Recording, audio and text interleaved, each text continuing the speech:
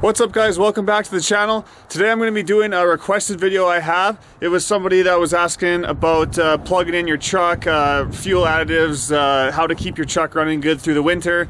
So I'm going to talk all about that. And I mean, I live in Saskatchewan, Canada, where it gets to minus 40 degrees Celsius, which is actually the same as minus 40 degrees Fahrenheit. That's where the temperatures meet, you can look it up.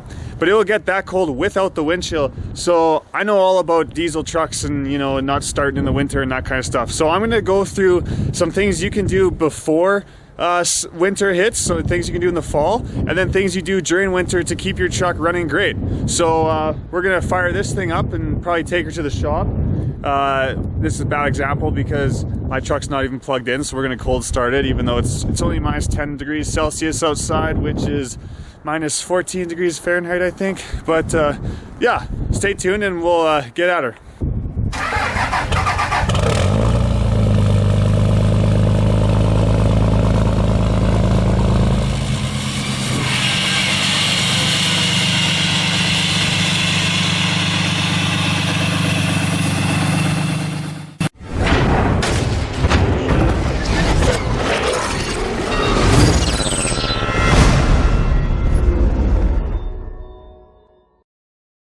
One more thing super quick is that I'm giving this Edge CTS3 monitor away for Christmas this year. So quickly go to my Instagram at Dark Iron Diesel, find this post, you gotta follow me, tag a few friends, and subscribe on YouTube.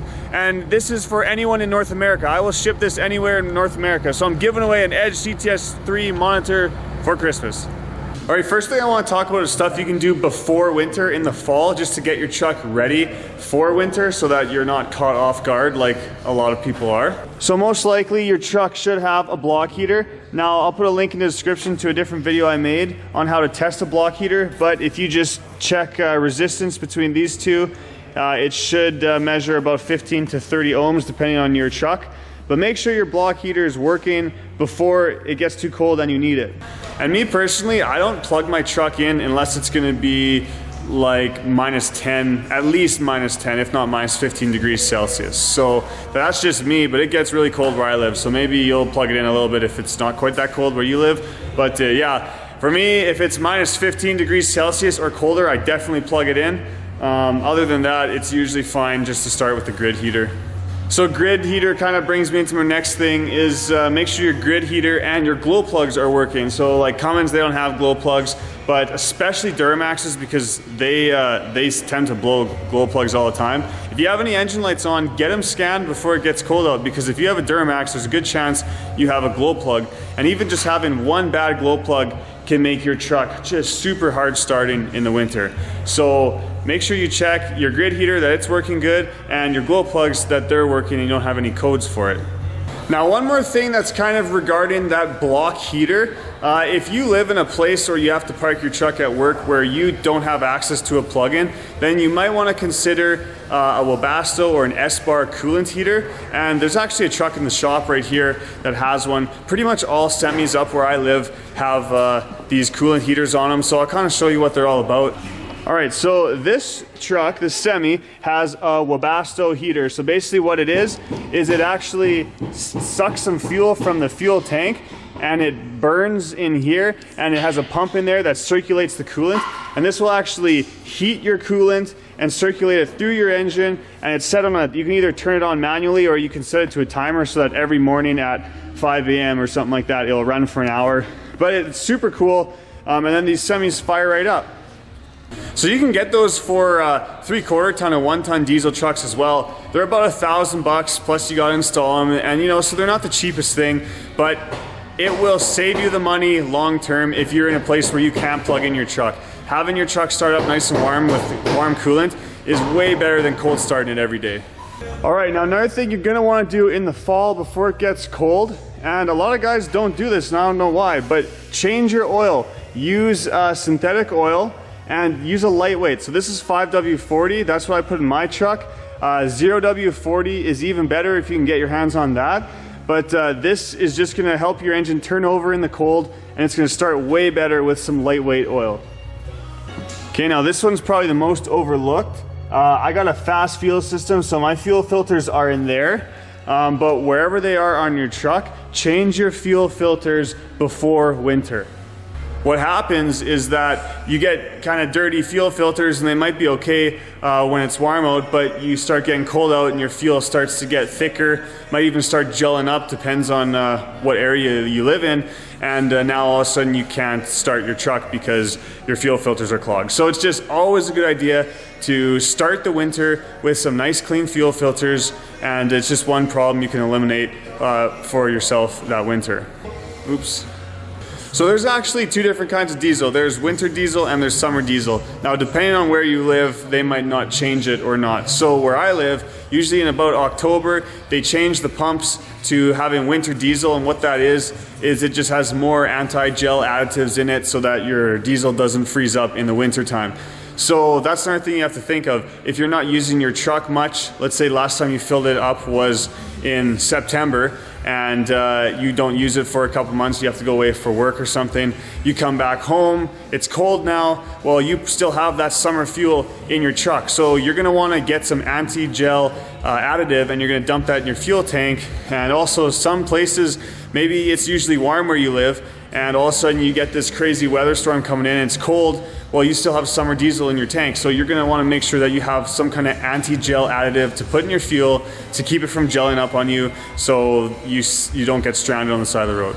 So there's lots of good additives out there. Do your research and just pick a reputable company to get a fuel additive for you, but I definitely recommend running a fuel additive all year long, especially in the winter. Just kind of run a summer additive in the summer and then a winter additive in the winter, and that will do wonders for your fuel system, for your engine, for your injectors, just everything. Helps it run way better.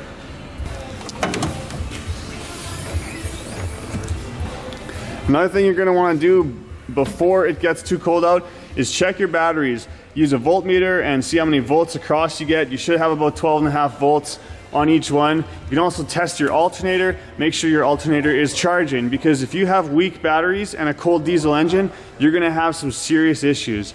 If you wanna be super anal, you can actually get heated battery blankets. Now, I've never ran them. I don't really think there's a need for it, but yeah, you wanna make sure you have good, strong batteries. And if your batteries are more than 5 years old, you should probably think about changing them anyways, because they only really last about 5 years. All right, so those are a bunch of things you can do in the fall to get ready for winter. So now here are a couple of things that I think you should do during winter to keep your truck running good. Now the first thing I want to talk about, and I don't even have one on my truck yet, but you should have a winter front. And even if you just want to put some cardboard in front of there, still leave a little bit of room for your rads to get air. But if you can just kind of block all this off on the front, just so that it doesn't, so that it actually warms up, because you still want your truck to get up to like 190 degrees Fahrenheit or whatever your truck usually runs at in the summer. You want it to be about that same temperature in the winter. So first thing is, if you can just go to your dealer and just get a factory winter front, they usually look the best, and that's just a super good idea to have when it's cold out. Now the next thing I'm going to talk about, no one's going to actually do this, but it's super important and you should really maybe consider trying to do this, and that is keep your diesel fuel tank as full as possible.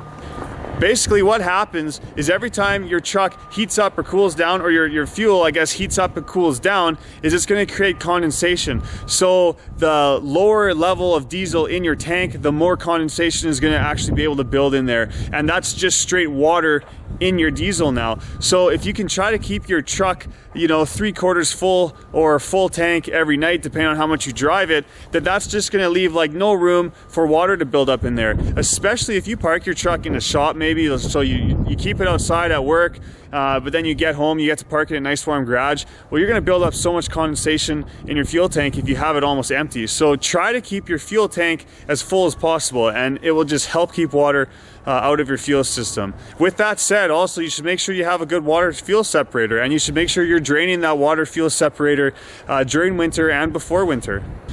All right, and the last thing I want to talk about is let your truck warm up. Now, I can't stress this enough. Do not hop in your truck and drive it. I know sometimes you might be in an emergency situation. You have to get in your truck and just drive it cold. If you do, drive it really nice and your truck should be okay. Don't haul ass on her. But really try to let your truck warm up. Now I try to let my truck warm up for at least 20 minutes every morning, depending on how cold it is, I guess, but I really like that coolant temperature to be around 120 degrees Fahrenheit or more. I mean, it doesn't really start even getting warm in the cab until the coolant's at 120 degrees Fahrenheit. So that's another thing, is just give your truck some time to warm up. It's gonna help your truck over the long term. So all of these tips are going to help your truck last a lot longer than if you just, you know, treat it poorly and you don't let it warm up. You're not giving it good fuel, you know, you're cold starting every morning. All that stuff is super hard on your engine. So all these tips and tricks and, you know, stuff I just told you, if you can follow them, your truck, there's no reason that it shouldn't run as good as a gas in the winter time. There's no reason. So that's just my opinion on this matter. If you guys have your own tips and tricks for winter with your diesel, put them in the comments. I love getting discussions going. It's amazing how much I learn from you guys commenting it. Just try not to rip me apart in there. Just, you know, have some construction, have some constructive criticism, I guess. And let's have a conversation about what you think helps in the winter. But anyways, guys, that's it for this video. So if you enjoyed it, please like, please subscribe. If you got questions or you want to comment, leave it in the comments, or you can shoot me a message on Instagram at Dark Iron Diesel. Make sure you go check out the giveaway. If you're watching this video when it's pretty new, you should still be able to get entered for that giveaway. If not, follow and subscribe anyways, because I like to give stuff away anyways. So there's always gonna be more giveaways. But yeah, thanks for watching. We'll see you on the next video.